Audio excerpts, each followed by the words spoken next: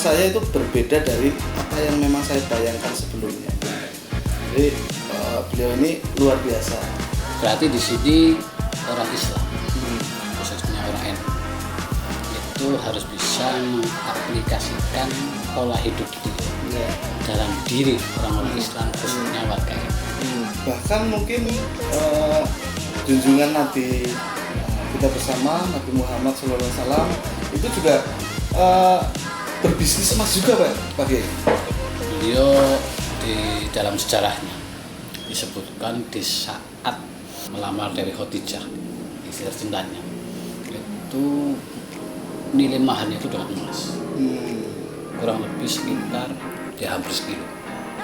Sisi politik tadi difungsikan untuk bahan politik. Berarti nanti nggak ada money politik lagi ya? Oh, tidak ada. Ada goal politik. Itu nggak ada undang-undangnya ya? Yang larang ya? Money politik nggak boleh. Nggak boleh kan? Money politik kan goal politik kan nggak ada. Nggak ada larangannya. Oke.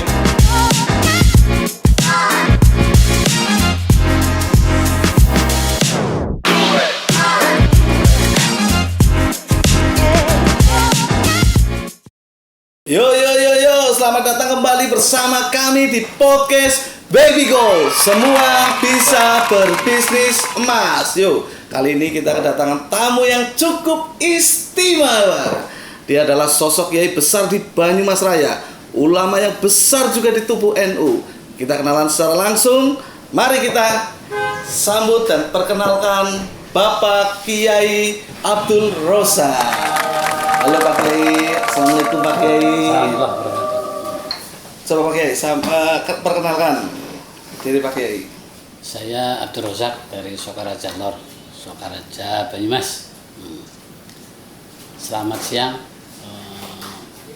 untuk semuanya yang hadir di sesi istimewa ini.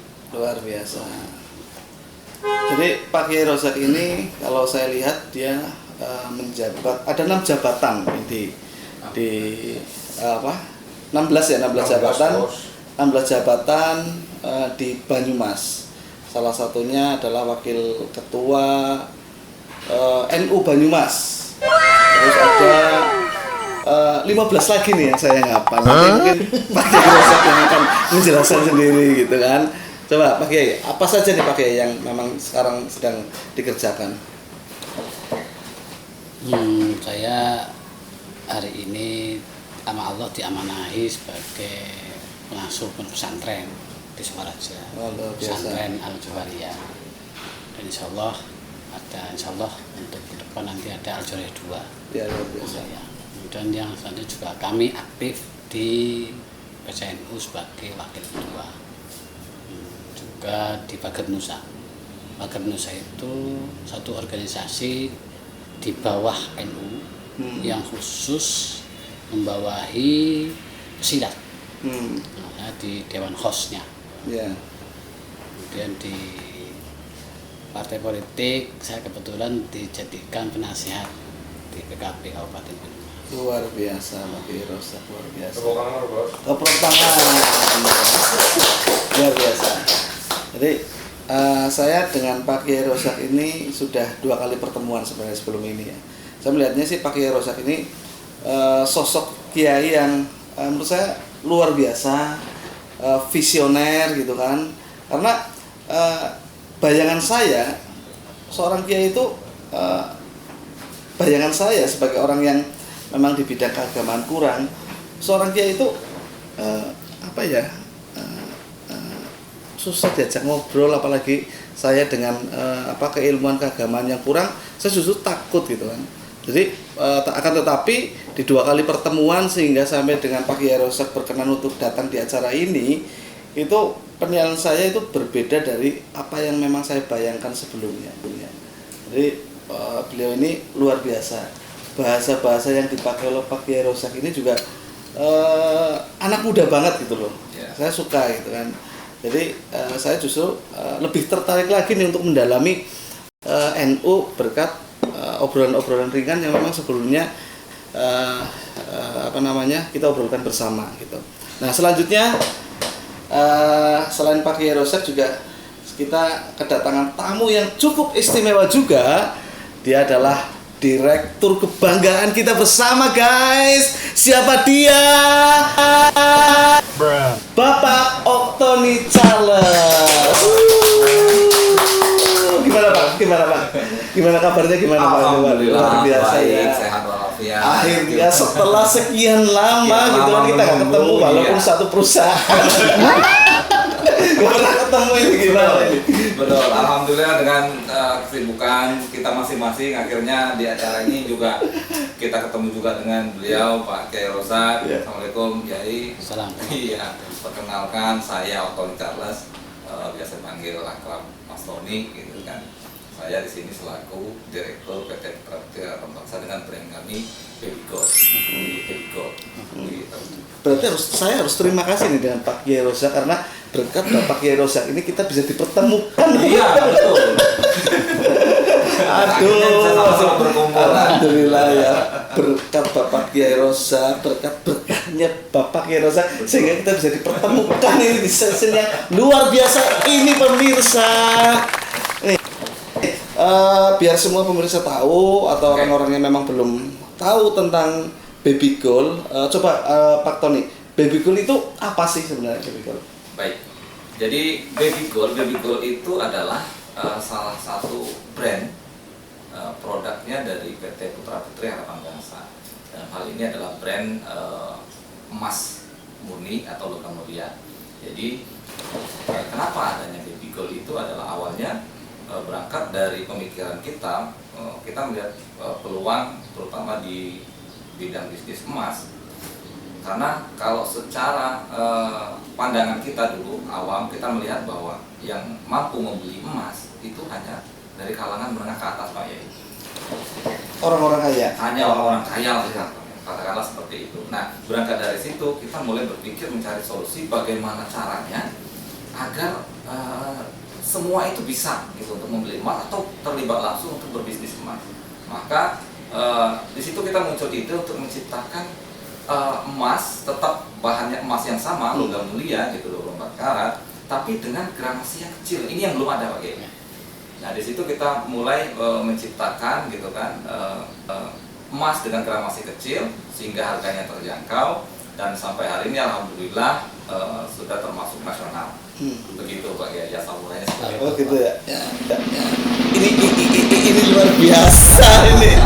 Ini bukan karena saya orang orang Baby Gold juga ya, tapi saya melihatnya ini sih sesuatu yang luar biasa yang ini merubah mindset masyarakat pada umumnya bahwa emas itu mahal, emas itu perhiasan, investasi itu selalu investasi. Ini mungkin selain untuk perhiasan, investasi mungkin bisa difungsikan untuk berbagai macam ya. Betul. Pak Tony. Untuk target market sendiri atau benefit yang kita dapatkan terutama di Baby Gold ini sendiri ya.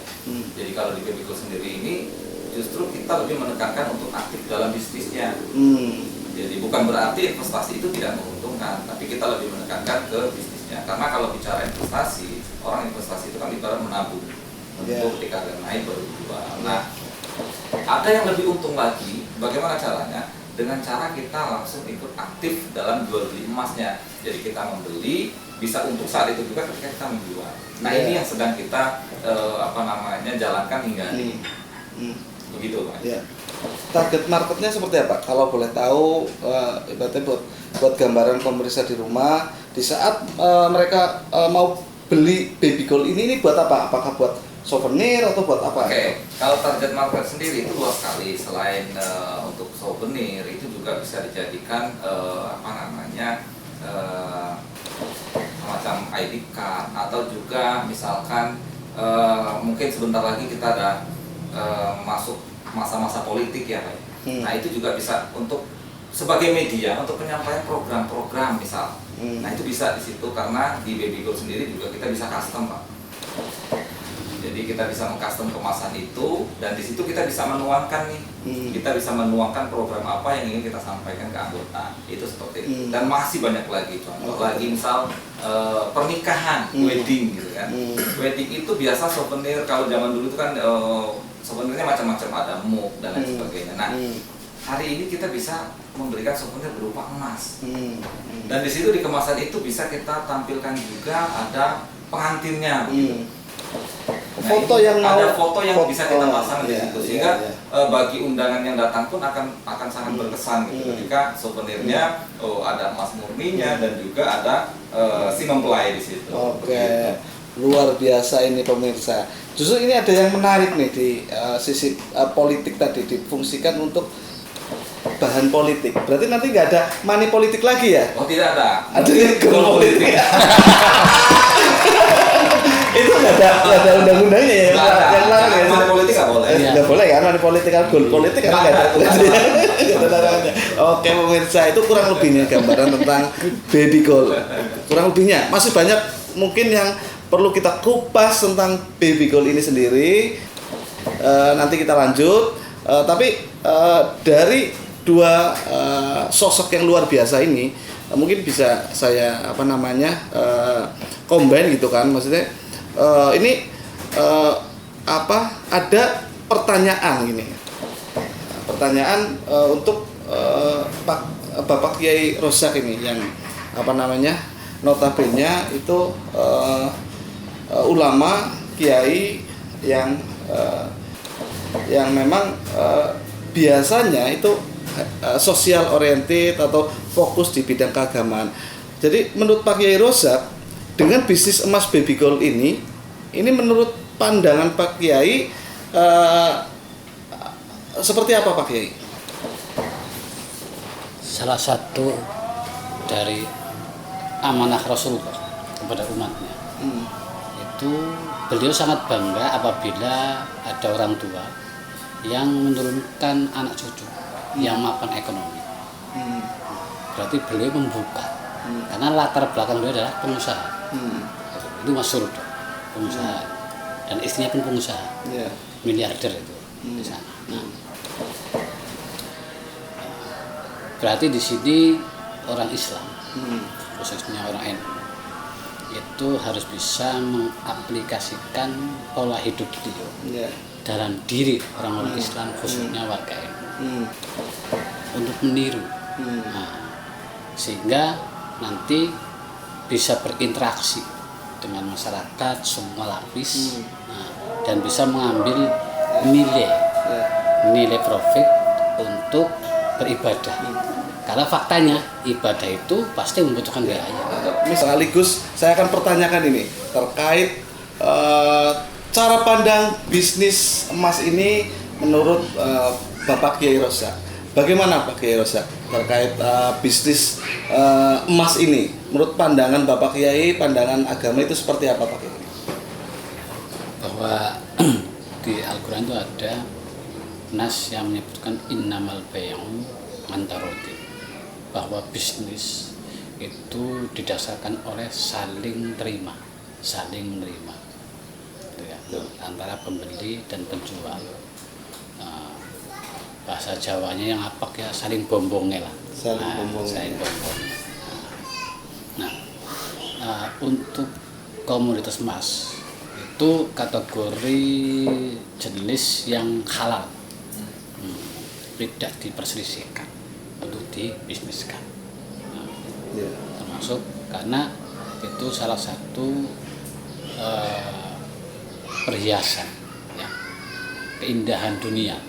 Itu diantara adalah emas, sehingga dihalalkan bagi kaum hawa untuk memakai. Ruang ini jelas akan sangat luas apabila di manage untuk dibisniskan, sehingga ruangnya semakin luas, segmennya semakin juga banyak. Jadi Islam itu sangat welcome dengan bisnis yang notabene asal dari barangnya adalah halal. Tidak ada persoalan, karena emas itu adalah sesuatu yang diperbolehkan. Bahkan mungkin junjungan Nabi kita bersama, Nabi Muhammad SAW itu juga berbisnis emas juga Pak Kiai? Beliau di dalam sejarahnya disebutkan di saat mau melamar Dewi Khadijah, istri tercintanya, itu nilai maharnya itu dengan emas, kurang lebih sekitar 375 gram, dia hampir sekilo. Kalau nilai hari ini tuh mungkin ya berapa ratus 1 miliar. 1 miliar. Itu karena beliau satu memuliakan kaum hawa. Yang kedua, beliau itu menunjukkan sebagai figur yang sangat kasih sayang. Dan di samping memang punya latar belakang sebagai pebisnis ulung dari mulai umur 12 tahun. Nah, di sini berarti kita sebagai umatnya itu semestinya mengikuti segala sunnahnya beliau. Salah satu sunnah beliau adalah sebagai pebisnis. Ya, luar biasa ini guys, obrolannya semakin mantap. Jadi bisnis itu bagi agama Islam itu sesuatu yang memang sunnah ya Pak Kiai, atau wajib? Sunnah itu. Sunnah, karena junjungan Nabi kita juga melakukan bisnis juga, ya luar biasa. Jadi berbisnislah ini bagi teman-teman, apalagi bisnis emas ini. Emas ini memang dari zaman dahulu kala itu menjadi sesuatu yang eksklusif, ya kan, dari zaman dahulu kala, karena Nabi Muhammad SAW juga memakai emas sebagai maharnya, ya kan, berapa kilo? 375 gram. 375 gram. Mungkin kalau dikonversi dengan hari ini itu mungkin sekitar 1 miliaran mungkin ya Pak ya. Nah, luar biasa. Nah, sekarang mahal. Emas mungkin sekarang bisa dibilang mahal, tapi dengan adanya baby gold tentunya emas itu murah. Ya Pak. Iya. Karena hari ini dengan adanya baby gold ini semua kalangan bisa memiliki emas. Jadi karena apa? Karena kita sudah menciptakan baby gold dengan varian gramasinya yang terkecil, sehingga terjangkau bagi kalangan manapun. Berapa itu Pak? Terkecil berapa itu? Terkecil itu gramasi kita punya itu 0,001 gram. 0,001. Luar biasa itu. Bikinnya gimana itu kecil-kecil Pak?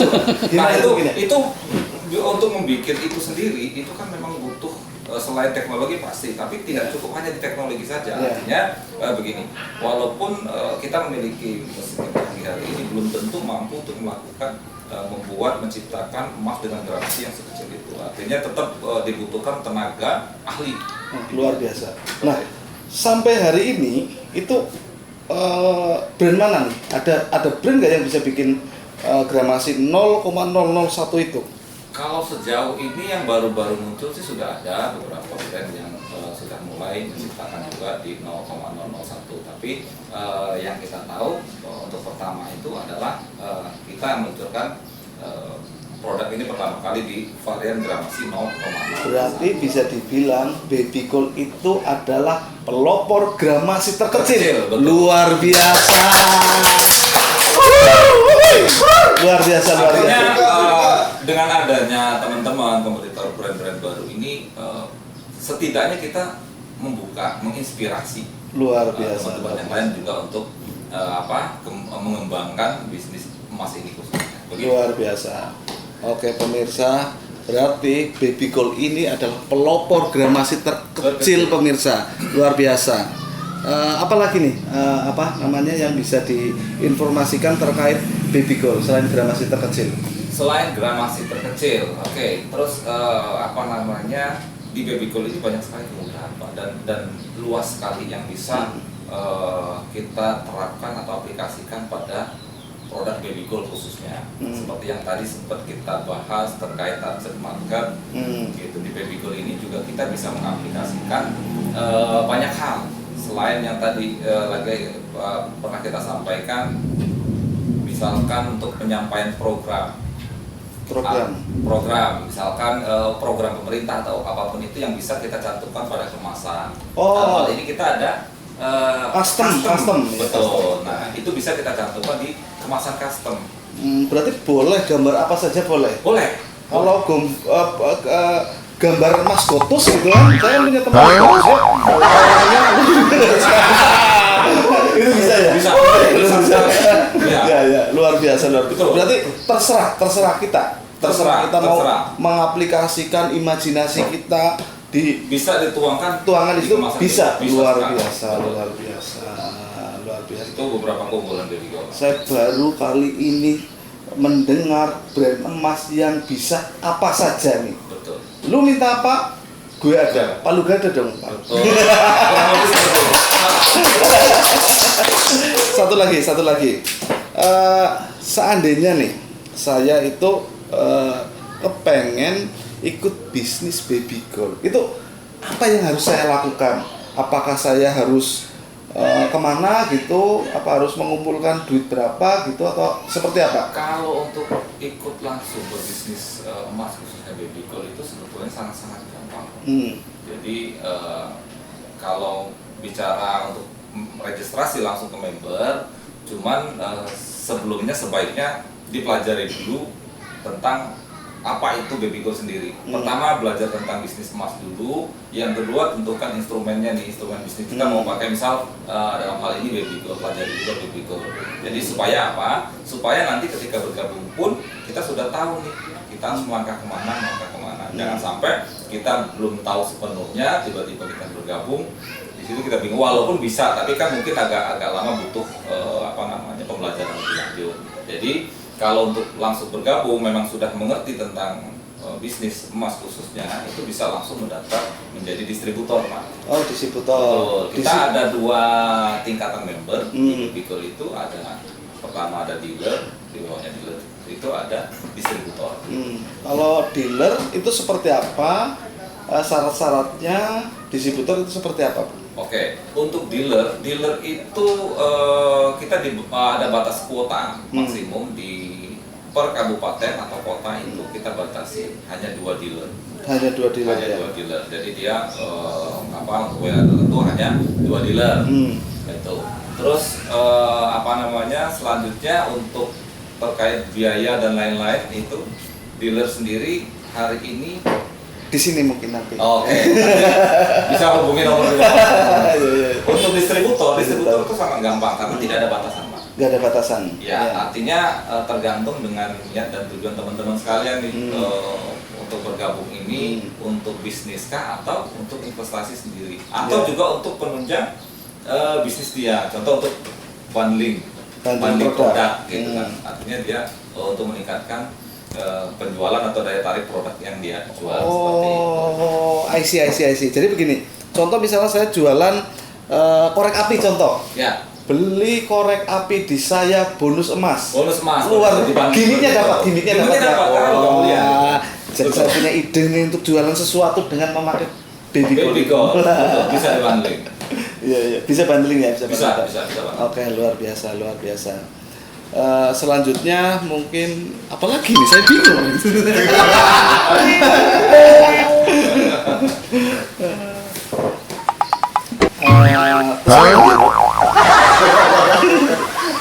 Aku pakai magang dulu, bling gitu. Ya. Setelah ini berarti tinggal bagaimana Pak Kiai? Pak Kiai ini kan tercatat atau sekarang itu menjabat di satu organisasi yang menurut saya ini luar biasa.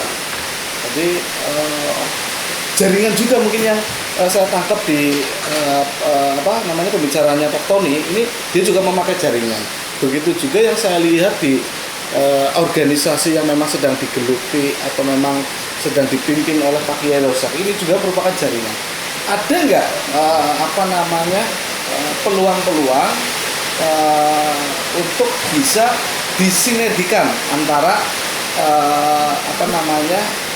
bisnis yang sedang dijalani oleh Pak Tony dan organisasi yang sedang digeluti oleh Bapak Kiai Rosa? Masih bahwa hari ini saya sebagai wakil ketua PCNU Kabupaten Tebo. Iya. NU itu satu organisasi besar, terbesar sedunia, Terbesar sedunia ya. dan tercatat di Indonesia itu hasil survei UI Universitas Islam Indonesia ya, itu hampir 70%. 70% mayoritas Indonesia itu adalah NU, saudara-saudara. Luar biasa. Wah, NU luar biasa. Ini sudah ada modal manpower nih. Manpowernya ada. Nah, kita tantangan ke depan 1 abad NU. Nah, kita berusaha untuk menciptakan manajemen power. Nah, dalam arti apa? Manajemen kekuatan sudah ada. Itu bagaimana di-manage ya. Di-manage yang kemaslahatannya itu bisa dirasakan bersama. Baik secara organisasi ataupun personality.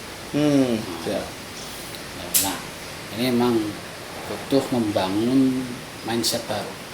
Membangun mindset baru,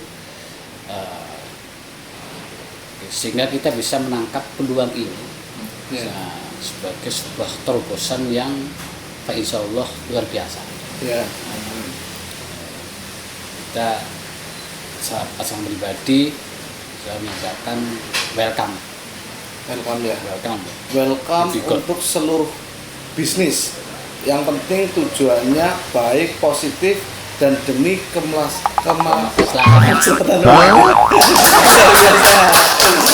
Guys, terbuka nih.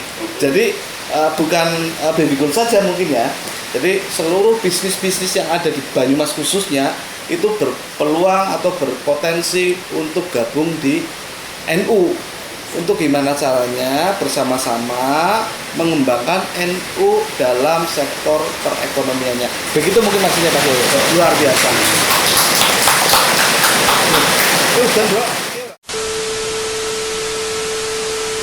A few moments later. Pembahasan yang luar biasa guys, teman-teman semua. Ini luar biasa, hari ini kedatangan Bapak Kiai Rosa selaku Wakil Ketua NU yang berkenan untuk hadir di sini. Nih sesuatu yang sangat luar biasa. Kami merasa terhormat atas kedatangan Bapak Kiai. Akan tetapi hujan sudah melanda karena kita dari lantai 17 ya. Jadi mungkin kita lanjutkan pembahasan yang lebih dalam lagi di sesi berikutnya. Mungkin sebelum saya akhiri, mungkin ada harapan-harapan atau nasihat-nasihat buat Pak Tommy khususnya, dan saya gitu karena di sini. Di sini saya moderator, ini Pak Tommy selaku pembisnis muda, direktur kebanggaan kita bersama, direktur Baby Gold, biar sesuai dengan syariat Islam itu dalam berbisnis Pak Kiai. Monggo Pak Kiai. Saya akan menyampaikan satu pesan Rasul bahwa kita sebagai makhluk itu kita ada saatnya tidak ada, kemudian ada, kemudian tidak ada, kemudian ada lagi. Ada satu pesan, tidak mata pun ada ingkotoma amaluhu illa min salasa sadaqatin jariyatin wa ilmin yuntafa'u bihi wa waladin sholih wa fi riwayatin yad'u lahu bil maghfirah. Sebagai kodrat manusia ada 3, yaitu bahwa kita akan mengalami akhir. Ini sebagai support kita bahwa akhir dari kehidupannya akan dibawa ke 3. 1, sedekah jariyah, yaitu investasi akhir, deposit yang besar supaya kita nanti di alam sana itu COD gampang. Itu Pak, deposit jangan dibahas saja, apalagi di dalam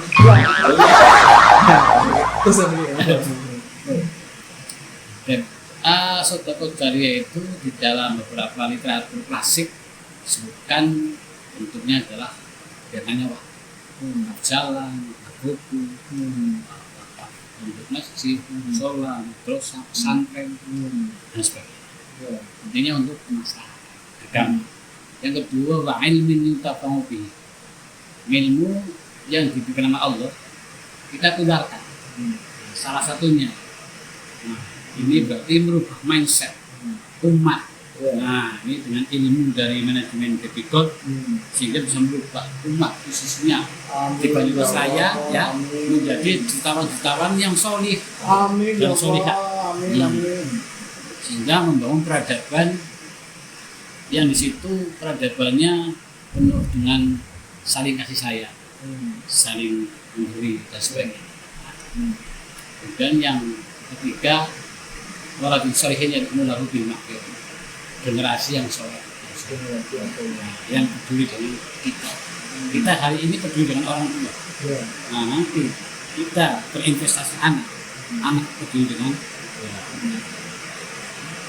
satu. Yang kedua, bahwa kita meyakini bahwa kebaikan itu pasti akan dilipatkan oleh Allah sampai ratusan.